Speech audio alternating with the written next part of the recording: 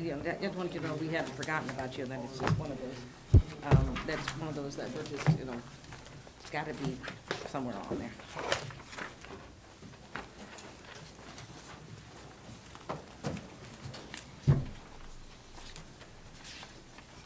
Betty, would you like to lead us in the Pledge of Allegiance?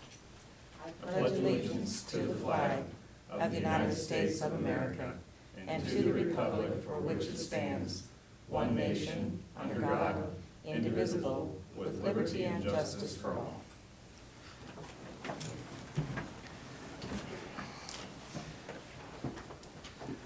Well, good morning, everyone.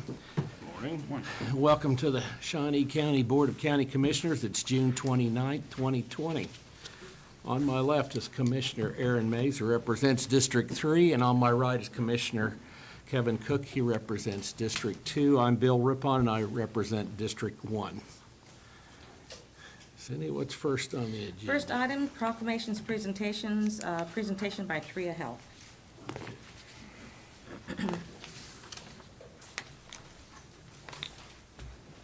Good morning, Commissioners. Angela Lewis with Human Resources. I'd like to introduce Jim Wynn today. He's the Vice President of Sales with TRIA, our Pharmacy Advocate Program, and he's going to give us an update on our program. Thank you. Good morning, Commissioners. Morning. As a reminder, again, my name is Jim Wynn with TRIA Health, and TRIA is a benefit that's offered to all of your employees, spouses, and children that are on the medical plan. And what our program does is we use clinical pharmacists to work with members on your plan that have chronic conditions taking multiple medications. The report that we're going to go over today is going to be specific to what we call the Pharmacy Advocacy Program. And that is where we've identified members on your plan that have one or more chronic conditions taking at least 4 prescription medications. And what you'll see through the report is that it's actually double that. The members that are engaged in our program are actually taking roughly around 8 prescription medications a day. So our focus as clinical pharmacists is to ensure that the medications are working right, ensure that they can afford the medications, and if there are any issues or what we call drug therapy problems, we want to work with the patient and their physician to get it corrected. So if we want to go to the this report right here, I brought 2 reports. This is the annual report. This is our second year that this program's been in place. And then the single sheet that you have right here is what I put together, a composite report to show you what the impact has been financially over the last 2 years since you've been in the program. But this program right here, we always like to start off with a couple of success stories. And this is just to give you an idea of the conversations that our pharmacists have with their patients. Not all of these are serious, but they can become serious, and there's a tremendous amount of education that goes on. I will tell you, and Angela and I were just talking earlier, is that our pharmacists have been spending a tremendous amount of time just helping people with the mental health issues of this COVID-19. The individuals that we're targeting with diabetes, hypertension, heart failure, and everything, they are more susceptible, potentially, to the COVID-19, and they've got a lot of worries. They've got a lot of concerns. So our pharmacists not only spend a lot of time with them, helping them to understand the conditions and how the medications are working, but also talk to them about what they can do to be better stewards, kind of minimize the concerns that they have surrounding the mental health side of it with the conditions that they have. I can tell you, I get to hear them talk every once in a while when I go by, and it is amazing how they deal with their patients. It truly is impactful. So the first one that we have here is this is just a compliance, does not understand the instructions. Here we have a diabetic with an A1C roughly around 11%, which for those of you that are aware, once we get over 10, it starts to become a concern. This patient is on insulin. However, the patient, for some reason, felt that the instructions that they had to refrigerate it. The medication should have been taken during mealtime. And because it was in the refrigerator, they told our pharmacists they would forget to take their insulin. So our pharmacists spent a lot of time letting them know, number one, it does not necessarily have to be in the refrigerator. It can be room temperature for up to 28 days, but then really educated this patient on the importance of it, because here are the pitfalls of having an A1C at 11. The snowball effect is real. And so What we were able to do is we were able to educate the patient. We do our follow-up with the patient, and the patient is back better controlled with the insulin, taking it. We can verify that through the claims that we're getting to make sure that they're filling it. But now we have one that is what we would term non-compliant diabetic. The pitfalls and the financial implications of that can be big. So here we have somebody that was going down the wrong path who's now back on track. So I think it's a great success story. And then this is another one talking about the mental health side of it. We had a patient that was on fluoxetine, 20 milligrams, but then our pharmacist put them through what they call a PHQ-9 assessment. This is the same assessment that they would be given by their physician. And based off of the assessment, our pharmacist realized that the medication, the dosage, was too low. It was ineffective. So we made the recommendation to the physician to increase it from 20 milligrams to 40 milligrams. Now we have a better controlled individual for their mental health issues and so forth. So these are just a couple of examples of what our pharmacists do on a daily basis and how they impact your members. So on page 4, the next page, these are the financials. I'm happy to report that in the second year, we were able to get right at 99% of the hard dollar savings to your investment. So we had your total investment was $43,592 through our generic substitutions, less expensive substitutions, discontinuations of medications. We were able to save the plan $43,386, so almost a 1-to-1 right there on hard dollar savings. We are also able to report on $9,200 of healthcare savings. And these healthcare savings are when our pharmacists are able to identify a problem, work with the patient and their physician without that patient having to go to the ER, having to go to urgent care, having to go back to see their primary care. We can do everything telephonically. And again, their pharmacist is a part of the process the whole way through. Or I'm sorry, their physician is. And then the last bucket there is compliance savings. This is the softest of this savings, but I think they're probably the most important. Because as you can see here, in 2019, we had 12 diabetics who are not at goal. Just like I was mentioning in that success story. And what we do know is that of diabetic, or if you have high blood pressure, high cholesterol, respiratory issues that are not well controlled, they're just higher medical claims costs, not only to the individual, but to the plan. So this bucket shows us that we had 12 uncontrolled diabetics who are now controlled. They're back to being compliant, back to being adherent. So we show $148,000 worth of avoided cost associated with these conditions. And these are done by studies that have shown a non-compliant diabetic costs $3,756 more from a medical and RX spend than a compliant diabetic. So it's just the studies that have been done have actually looked at that. So we're comfortable with these numbers. The key here, though, is the takeaway is they're back to where they need to be, and they're well controlled, and the pharmacists are looking at them. So over here on the right-hand side, page 5, we have 86 individuals who are actively engaged in the program, meaning they're keeping their appointments with the clinical pharmacist. This is out of the total population. We have roughly about 225 of your members that meet the criteria of one or more of these conditions in the bar graph, taking 4 or more prescription medications. So this is roughly just shy of 40% participation rate, which is extremely good. Our average is around 26 to 30% participation. So the members have gravitated towards this, and it's been extremely effective. So as you can see down here, just a little profile of them. The average patient takes a little over 8 prescription medications, 2 over the counter, deals with 6 chronic and non-chronic conditions, with almost 3 of them being chronic conditions. So we are getting your high-risk, highly complex members into this program.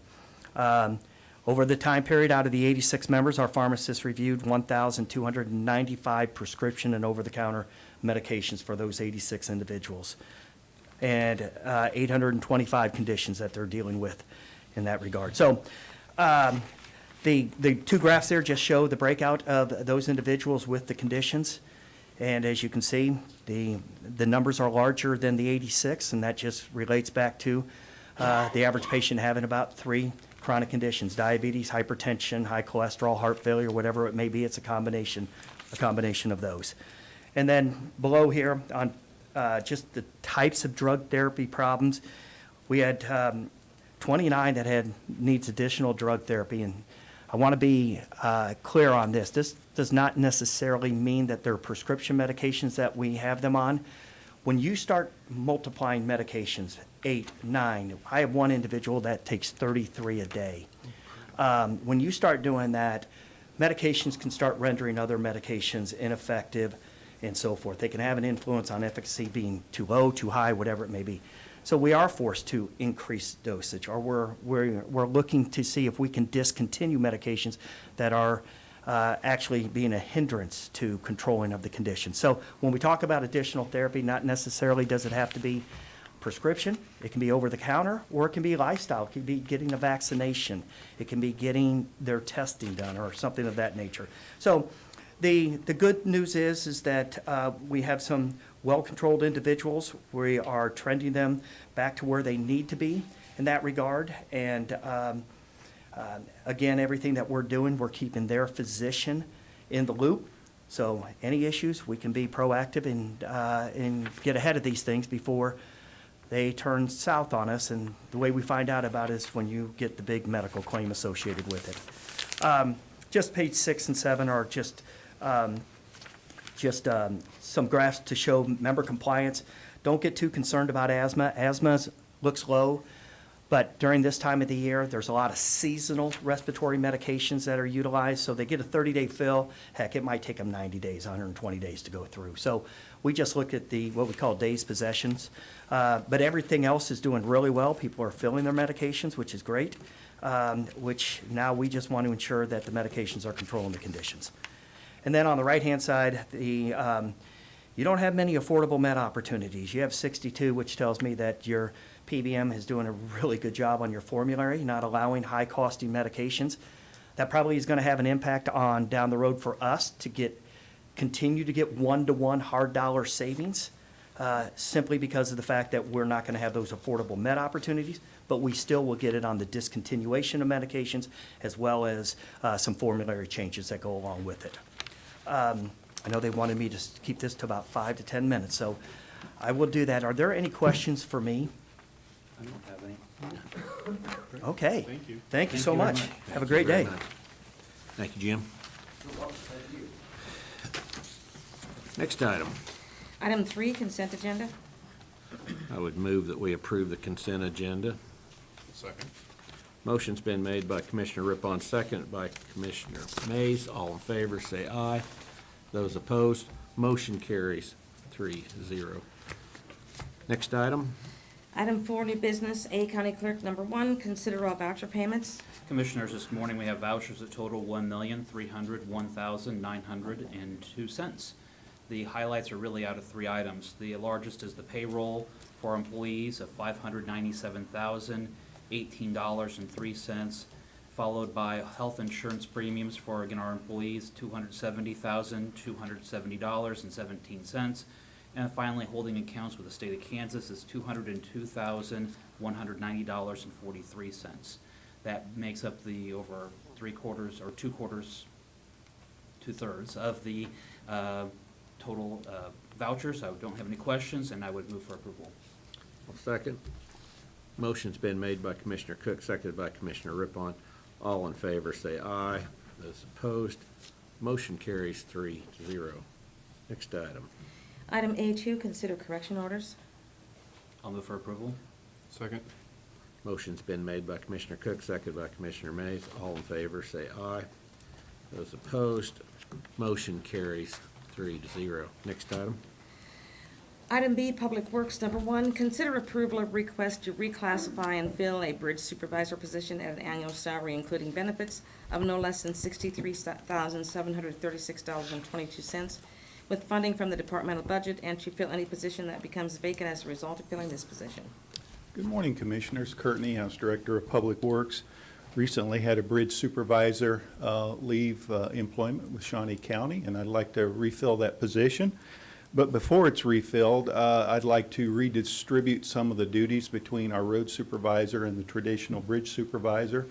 Out at District 4, Up on 46th Street, we have the signing crew, we have a district road crew, and we have the bridge crew. So they're all congregating in the same area, the same complex.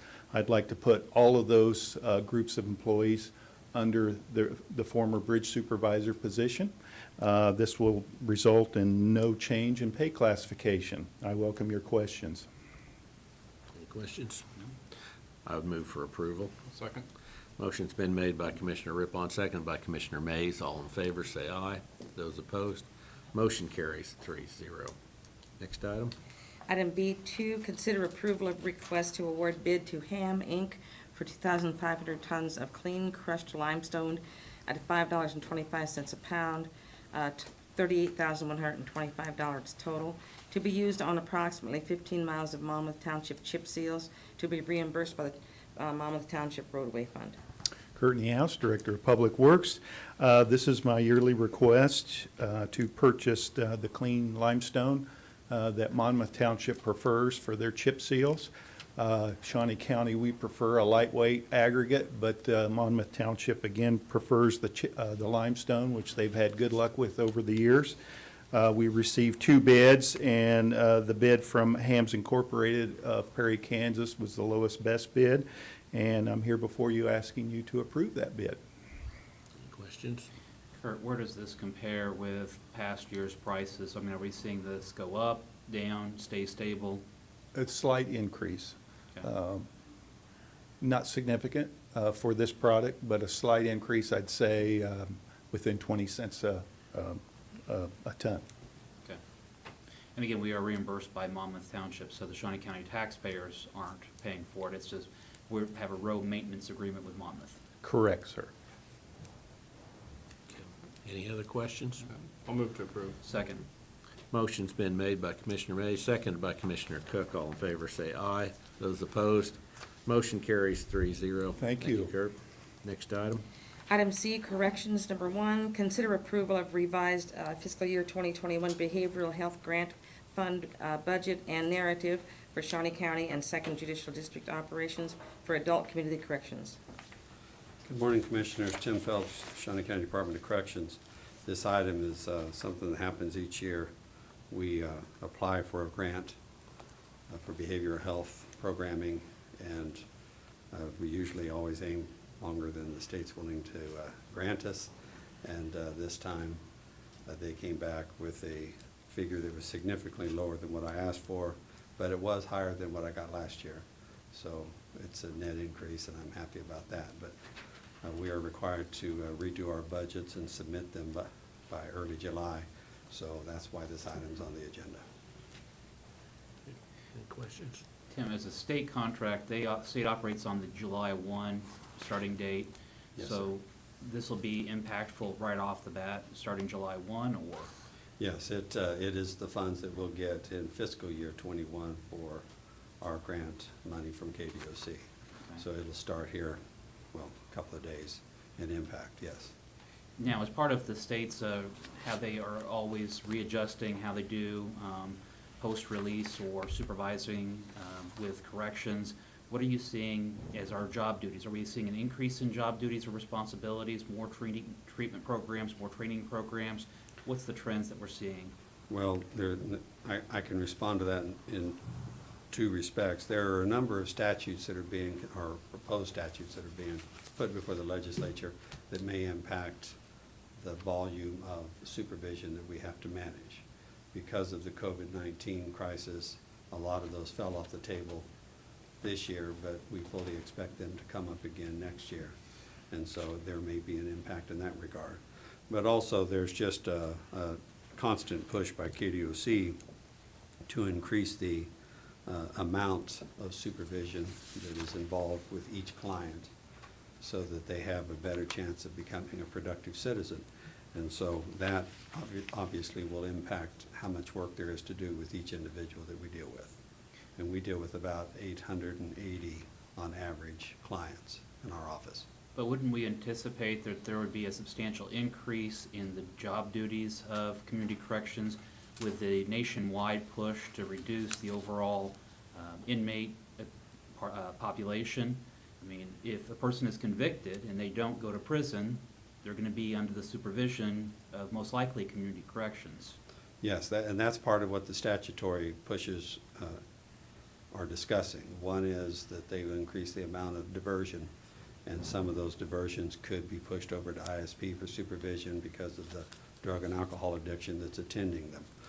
The other one is by having inmates serve only half of their sentence with the state facility, and instead of going to parole, they would then come out of that and go into adult supervision. That's another thing that's being considered in one of the statutes that they have, that they're putting forward. So yes, I anticipate there's going to be a significant push all over the nation, but specifically in Kansas. Okay. In the past, we've usually just negotiated with the state and accepted what they've been willing to grant to us. But in future years, if there's going to be more of a push, again, towards a community corrections model, is this something where we would want to maybe have our county counselor or the Kansas Association of Counties lobby to the legislature on those legislative changes so that they know what the impact on the local level would be? Absolutely, and I've had conversations with Jim Crowell, county counselor, about that, and that when the items get to the point where there is some opportunity for testimony, that I would be working with him to prepare what our position, I think, reasonably should be, and then we'll try to get him in front of them to present the testimony. I just think that it's important the legislature knows the impact of the bills that they are debating. Absolutely. I'll move for approval. I'll second. Motion's made by Commissioner Rippon. All in favor, say aye. Those opposed, motion carries 3-0. Thank you, Tim. Thank you, Commissioner. Next item. Item D, Parks and Recreation, number 1, consider a request to submit a grant application to the Kansas Department of Wildlife and Parks and Tourism for funding for the renovation of a restroom facility at Crossover Tennis Facility in Velker Park with an estimated project budget of $236,020 with $118,010 in funding from the Land and Water Conservation Fund and $118,010 utilizing the Parks and Recreation Building Fund 2021 through 2022 funding cycle. Good morning, Commissioners. Tim Laurent, Parks and Recreation. We've been working with Topeka Tennis Association for probably close to, maybe a little over a year now on renovating this restroom facility at Crossover. I want to point out that this restroom facility, while serves the tennis facility or the tennis crowd there at Crossover, it also is open to all the other park users. So our softball, baseball, the bocce ball. So this bathroom gets quite a bit of use. This plan that we've put together would increase the number of stalls in both the men's and women's sections. It would make sure that it's ADA accessible, and it would also make some improvements so that the rest of that building is more secured when we're leaving it open for general public restroom use. So this is just a request to apply for the grant. Obviously, if we were awarded, if you gave us permission to apply and we were awarded, we would come back before this board for approval. With that, I'd be open to any questions you might have. Any questions? Tim, do you know the timeline on the project, when we would know if we're approved or not? I think that I actually don't. It was relatively soon. Yes, I think it was by the end of the summer. That's what I thought, is that we were kind of late to the game here as far as getting our application in, so we were wanting to move further quickly. Typically, in the late part of the year, if we hold with our trend of last year, we would be having a capital improvement plan discussion. Would this be a project you would see as being included in that discussion for the capital improvement plan? Yes, it is on the list of plans that we've submitted, Okay. projects that we've submitted. Betty Griner, Director of Administrative Services. Sitting there, I just had a question. If you're talking summer, are these funds coming out of 2020 or 2021? If we were to get the grant, my understanding is that we would have to pay for this money up front, and then we would be reimbursed for our half. So I would think that we would, if we were to get the grant, we could move forward on the project and then probably be reimbursed in 2021, is my guess. Then my next question is just the funding source is the Parks and Rec Building Maintenance Fund, and there are funds to cover that. There are. And I'm confident that we do have funds in there to cover that 118,000, I believe it was. And, so I think we'd be fine there. Well, We you would will, we actually- will be. You would actually have to cover 236,000. Yes, right. We have enough money to do that right now, and we'll make sure that we hold that in reserve so that we can move forward with the project if we receive the grant.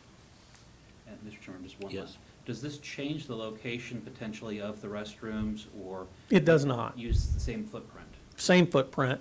So we would go in and demo the inside of that building, but the actual exterior footprint would remain the same.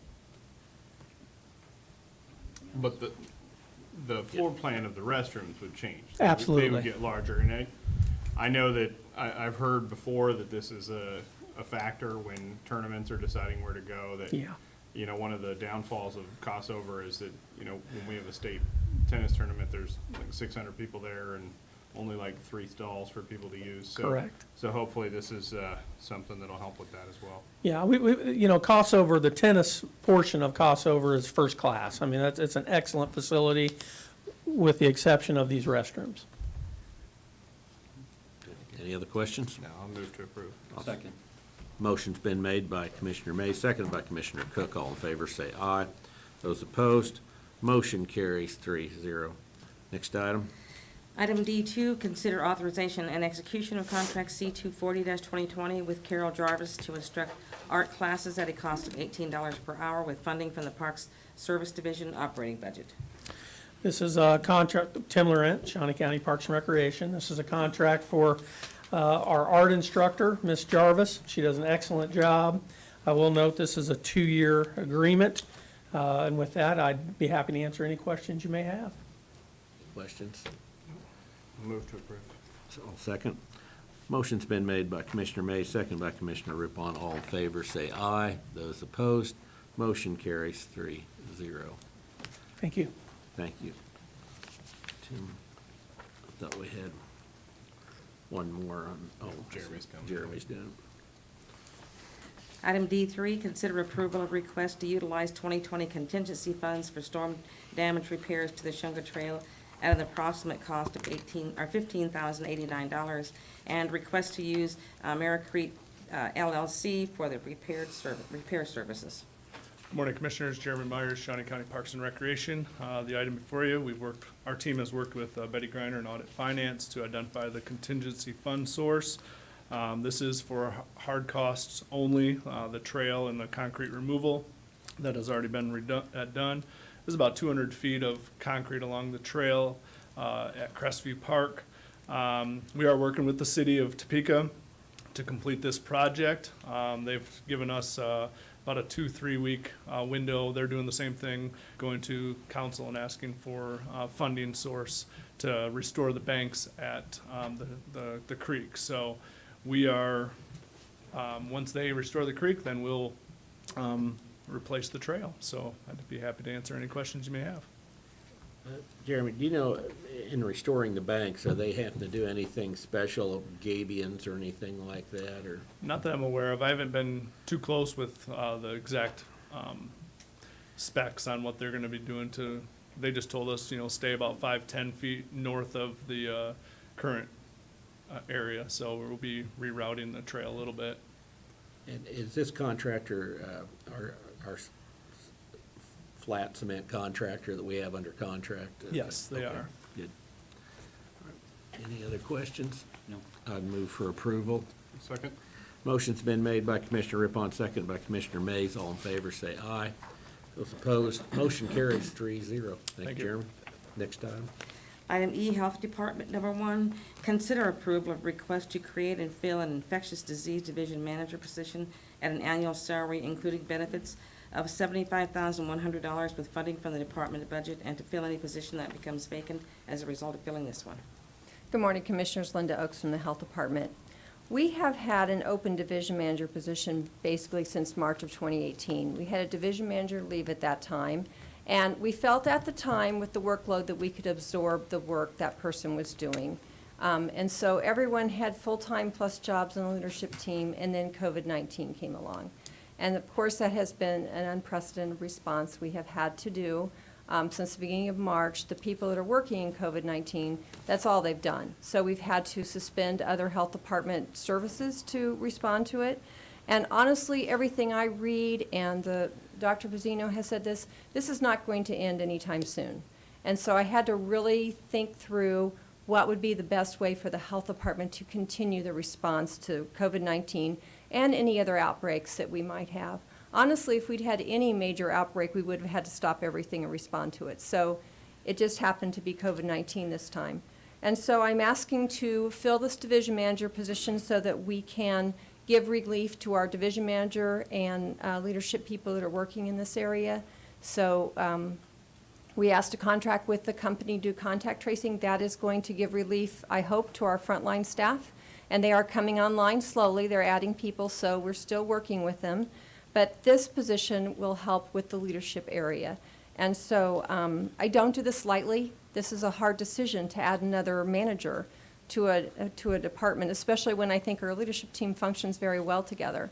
But I do think that it is necessary so that people can get back to their jobs. I know there were at least 5 of us working pretty much all weekend. And so that has been the case every weekend since March. And plus we're working all week. So we really need to do something to distribute some of the workload. And so I'd be happy to answer any questions about this position or the reasons. Linda, Yes, sir. will this position be working with COVID as well as other infectious? Yes, COVID right now, and then any other infectious disease outbreaks we would have. So they would take over the COVID response. So the case, the contact tracing, testing, and then vaccination clinics when we get to that point. Is this a position that would be reimbursed by the CARES Act, or? I believe it will for this part of the year, because that's all they'll be doing, and I'll let Betty talk about that. We have many different funding sources that we have to look at this. In fact, we're scheduling a meeting to go over all the different funding sources. Different grants have different requirements. The CARES Act, one of the requirements is that it was not budgeted. So we'll have to look and see, since this position was open so long, we'll have to look and see if it was budgeted in the last budget that was approved. In this case, if it is not eligible for the CARES Act, there is another source, another grant that could be. And you know, you say the CARES Act, there are so many different buckets coming available to us through that. You know, one of this coronavirus relief fund is the big one that we think of, but there are other ones also. So it may have come from the CARES Act, but not coming through that coronavirus relief fund. But there should be a grant that would cover this cost. Thank you. Any other questions? Mr. Chairman. Yes. So, just walk through with this with me, Linda. You have a division manager position that's open, and this is filling that division manager position, or is it creating a new division manager position? Well, kind of both. I know that's a funny answer, but when we had this other division manager 2 years ago, that person was overseeing environmental health. So we moved environmental health under the clinical services division manager. So we adjusted the programs with the number of division managers we have. Now I am wanting to expand that group and move the infectious disease response out from under that division manager. So it really is a retooling of our whole organizational chart. I think that, though, could be critical to the discussion on reimbursement if this is a new position or if it's just filling an existing position. And so I'm going to kind of push you here just a little bit as to, are you closing out that former environmental division manager position? That position has been closed. We did not budget for that position last year. Okay. So then this is creating it is creating a new position. It's just how you look at it. But yes. Okay. I'm just going to push you that this is Sure. creation of a new division manager position. Hypothetically, and again, I know this is being completely in the world of hypotheticals. 18 months from now, there's a vaccine for the COVID. We no longer have the pandemic. Is this a position that we would then be closing out? Or is this a position that you would continue for other outbreaks and beyond COVID? This is a position I would continue for other outbreaks, other infectious disease responses. Again, we may look at the structure again and move programs. That's something that we can do. Will we be done with COVID-19 18 months? That would be great. I don't see that happening that quickly, but I can tell you during H1N1, when we did vaccinations for that, that is all we did for 6 months, was give vaccines. And the health department ourselves gave about 20,000. Community providers gave the rest. It is such a big response to give vaccines in a case like this. It takes a lot of people. So again, this person will be responsible for that response also. 12 months ago, if you had had this position and had a division manager hired 12 months ago, how would have the county responded differently to COVID? How would have this helped the response? I think it would have given us a deeper bench and more people to work in the response. So maybe the people that are working every single weekend and every day wouldn't have had to do that. I think it would have helped have those people available. Our staff work very hard and they're very dedicated, but they're very exhausted. So, yeah, I think it would have been a different response. Also, I'll just say, we had accreditation visit right before this hit. We were working weekends getting ready for that. We absorbed the work of a division manager 2 years ago, and it was a big absorption of work, and a lot of people took on more work when we did that. So when COVID-19 came around, that was it. We were at our max. So did this really highlight, an area where the health department needed to maybe change its focus, or an area that it needed a opportunity for improvement? Absolutely. Always those are opportunities for improvement, yes. We've spent many years doing more with less. That's what we've been charged to do, and we've done a good job of that, but we're at the point where we really need some help. In light of the virus, are these positions easy to fill? I mean, is there a, I don't know. we don't know. I don't know if it'll be easy to fill or not. All right. We'll find out. I think that's a good question. I mean, our epidemiologist left, and we have not yet been able to fill that position. It's been a tough one to fill, I'll be honest with you. We've had 2 rounds of interviews, so it has been difficult. Because there's a lot of people hiring epidemiologists right now, a lot of health departments, a lot of state health departments, whereas a year ago, that was not the case. And this is a competitive salary?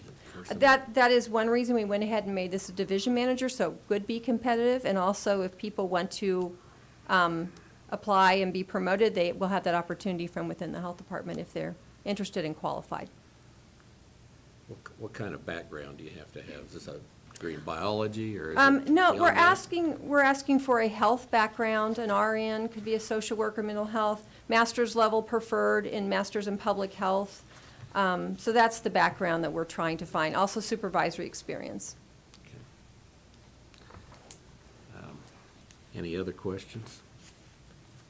I'll move for approval. I'll second. Motion's been made by Commissioner Cook, seconded by Commissioner Rippon. All in favor, say aye. Those opposed, motion carries 3-0. Thank you, Linda. Thank you, Commissioners. Next item. Item F, Sheriff's Office, number 1, acknowledge receipt of correspondence from Sheriff Hill regarding a yearly maintenance contract with Motorola, contract C241-2020, to provide advanced network inspections and preventive maintenance to the Shawnee County P25 radio communication system at a cost of $260,485.96, utilizing 911 funds. Good morning, Commissioners. Melanie Bergers, Director of 911, Shawnee County Sheriff's Office. This is an annual maintenance contract that we have opted in since the inception of the radio system in 2015. There is a slight increase this year. However, we have budgeted in 911 funds to pay for this annual service agreement. It's pretty crucial that we have this annual contract because it allows high-level technicians to come on site should we need them. It also provides network and alarm monitoring to alert us of any issues at 7 of our tower sites within the county. This is no different than what we've done in the past several years. Any questions? Is this, does the city participate in this at all, or? Well, the city does utilize the radio system, but they do not pay for any of it. It is all paid for out of 911 funds. Okay. Mr. Chairman, if I may. Yes. Melanie, this really doesn't have to do with the contract, but while we're talking 911 and dispatch, are we still on track with our goal of having the dispatchers' positions all filled? And it's my understanding Burlington Northern Santa Fe has had reduction in labor force, Union Pacific has reduction in labor force. Are we seeing the benefit of being able to fill those positions with some of those individuals? Well, Commissioner, I will say we were very hopeful, actually through this pandemic, thinking that there would be several applications flooding in. And I will say that is not the case.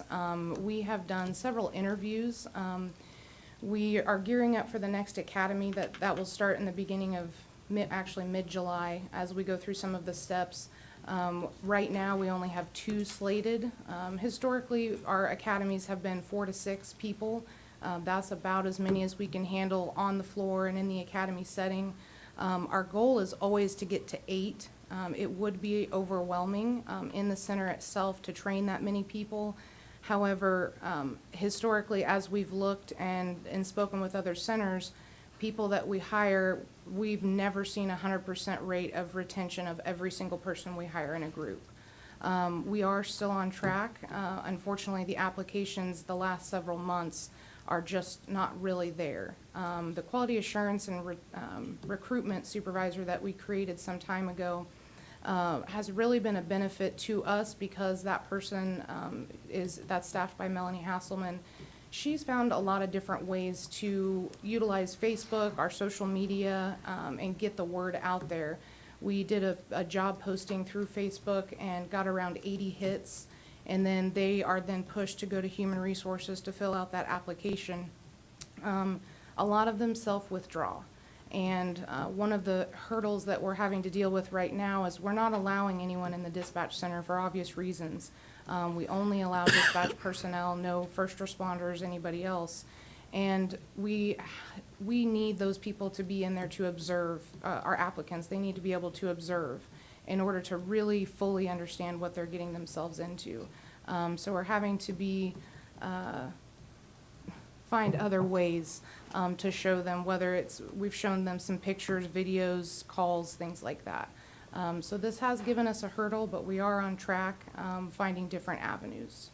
Is it possible to do remote viewing with a camera link? And I mean, obviously we have, it's very sensitive and there's confidentiality and, Right. but I didn't know if there's remote viewing possibilities.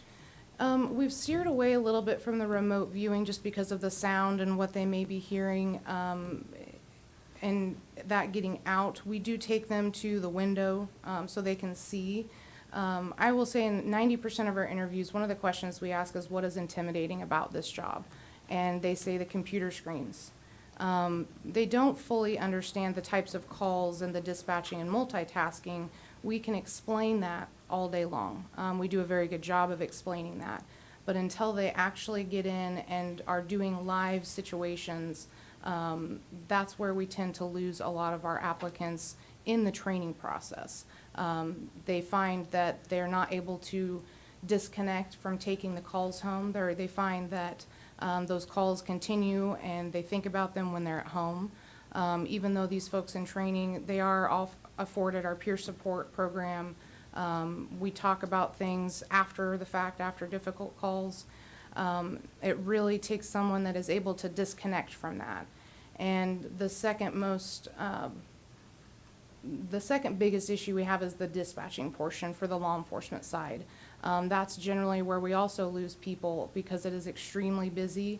They're tracking upwards of 25 to 40 officers depending on the time of day, tracking several emergency calls, some non-emergency calls, and trying to funnel all of that information while taking calls. The call taker position that we have has been beneficial to take some of the load off. We're still looking to hire one of those. We've got 2 filled right now. So that has been a benefit to take some of those calls off of the emergency dispatchers. We have a weekly call actually with PSAPs across Kansas, And we are actually talking about recruitment and retention right now. Retention doesn't seem to be the problem in the last 6 months for PSAPs across Kansas. Hiring is. We're not seeing the people flooding in like we have in the past. So I think it's just good to know that if we can get the word out that if there are people looking for employment with Shawnee County and have that dispatching background, that we are still hiring. Yes, sir. Okay. Oh, any other questions? Move for acknowledgement. I'll second. Motion's been made by Commissioner Rippon, second by Commissioner Mays. All in favor, say aye. Those opposed, motion carries 3-0. Thank you. Thank you, Melanie. Next item. Item G, Commission Number 1, acknowledge the reappointment by Commissioner Cook of Dick Ketterman to the Parks and Recreation Advisory Advocacy Board. Commissioners, Mr. Ketterman has served on the Parks and Rec Advisory Board, and I'm very pleased to have him serve a second term, and so I would move to reappoint him to that position. Second. Motion's been made by Commissioner Cook, seconded by Commissioner Mays. All in favor, say aye. Those opposed, motion carries 3-0. Next item. Item 2, acknowledge the reappointment by Commissioner Rippon of Derek Flerloggy to the Parks and Recreation Advisory Advocacy Board. Derek, too, is a reappointment to the Parks and Rec Board, and I would make a motion to approve his reappointment. Second. Motion's been made by Commissioner Rippon, seconded by Commissioner Cook. All in favor, say aye. Those opposed, motion carries 3-0. Next item. Item G3, consider Resolution 2020-39, establishing salaries for all elected appointed officials effective July 1, 2020. Any questions? I'll move for approval. But, hold on. Oh, sorry. That's right. Excuse me, Betty Griner, Director of Administrative Services. As you go into approving this, I would also ask that if you approve it, you also approve me to use contingency funds to pay for this. Okay. Is that your motion? Yeah, my motion is to approve. Second. Motion made by Commissioner Rippon, seconded by Commissioner Cook. All in favor, say aye. Those opposed, motion carries 3-0. Next item. Item G4, consider Resolution Number 2020-40, establishing salaries for department heads effective July 1, 2020. Betty Griner, Director of Administrative Services, I would ask if you approve this to approve the same stipulation that I am to pay this out of contingency funds.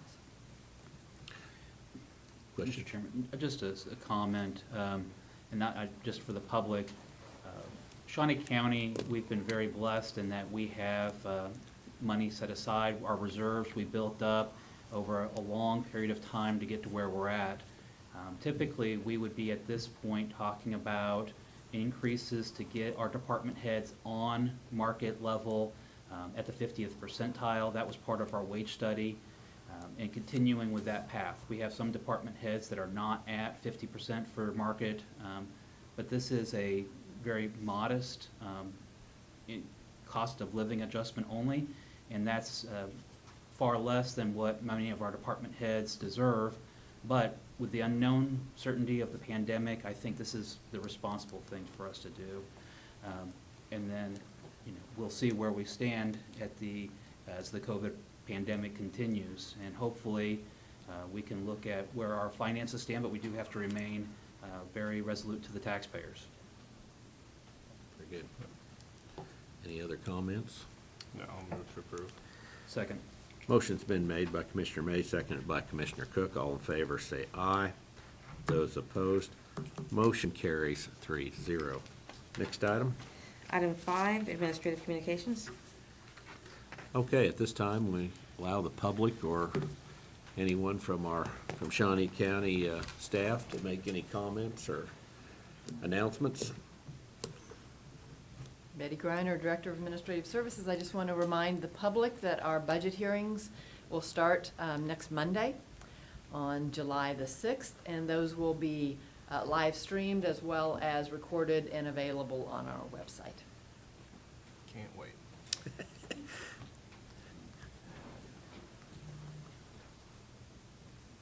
Anyone else? Commissioner Mays, do you have any? No, I just wanted to say I got a chance to hit the North Aquatic Center this weekend, and it's actually kind of nice with it only being at 50% capacity. No problems finding a chair. The lazy river was nice and spacious, and it was a good time, and the staff was doing a great job taking their hourly breaks to sanitize all the handrails and everything, and so appreciate it and encourage everybody else to get out there.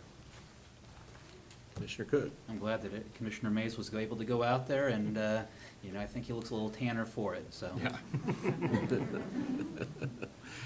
Well played. I have nothing to add, so we have no need for an executive session, so we're adjourned. Thank you very much for attending.